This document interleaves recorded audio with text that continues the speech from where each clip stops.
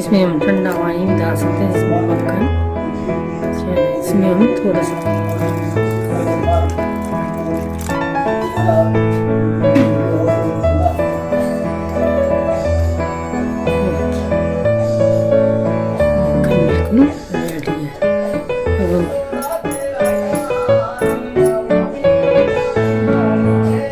इस तरह हम सारा मक्खन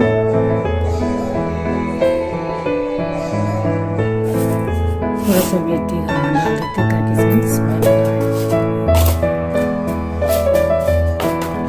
दो बूंदी डालते हैं। मैंने बटाने डाले उसमें